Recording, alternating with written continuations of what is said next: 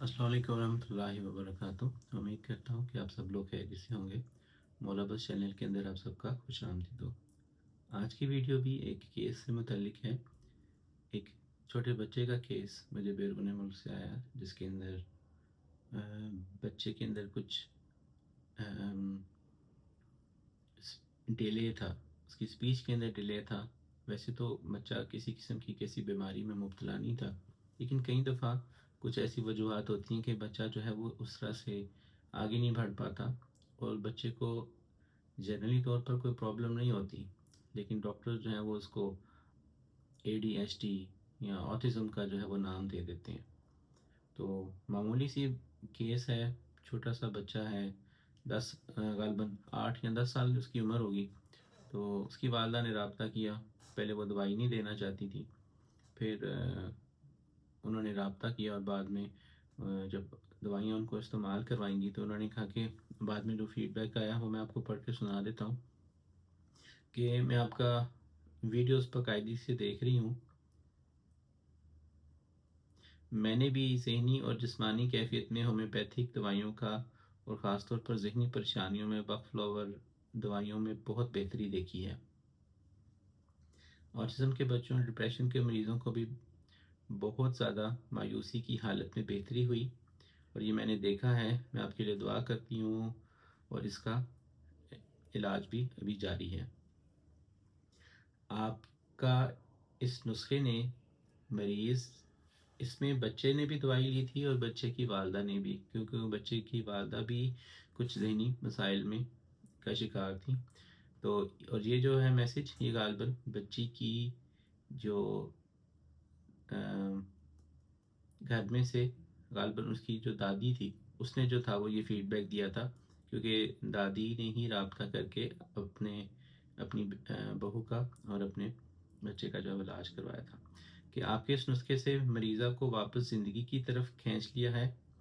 Counselling और सब्र करने वाली माँ या बाप की भी बहुत ज़्यादा ज़रूरत होती है।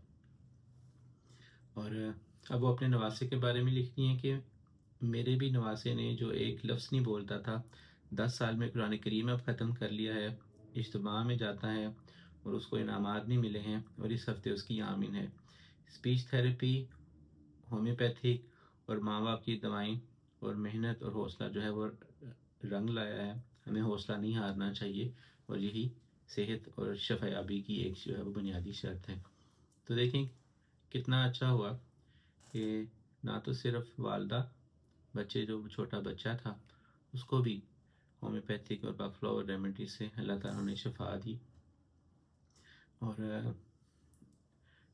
जहाँ तक दवाइयों का है और केस का है, तो ये चीज़ें कुछ पर्सनल होती हैं। मैंने किसी भी केस के अंदर किसी बच्चे का या किसी पेशेंट का नाम नहीं लिया, तो जनरली तौर पर बताता हूँ, और मज़ीद तफसील में जाना मुमकिन नहीं है कुछ, क्योंकि पेशेंट की जो है वो प्राइवेसी होती है।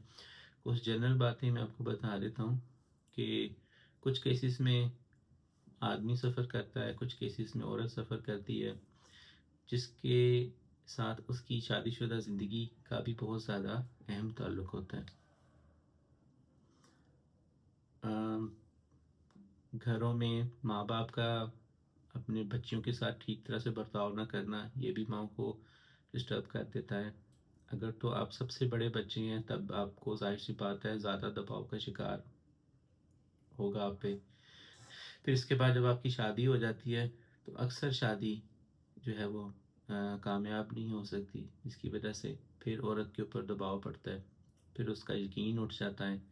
फिर अगर तो उसकी पहले खावंद में से औलाद है, तो वो उसको आगे लेकर चलेगी, ठीक है। फिर कोई उसको नया शख्स एक्सेप्ट करता है, नहीं करता। तो इस किस्म की प्रॉब्लम्स, यानी कि अगर हम किताब के सफ़े जो हैं वो पलटते जाएं, तो इस किस्म की प्रॉब्लम्स जो हैं वो आकर एक माँ को ख़ास तौर पर जो है वो डिस्टर्ब कर देती हैं। तो कुछ इस तरह की ही सूरत हाल इस खातून के साथ भी थी, और गालबन इसी वजह से वो बच्चे पर भी बहुत ज़्यादा जो है वो असर जो है वो पड़ा था।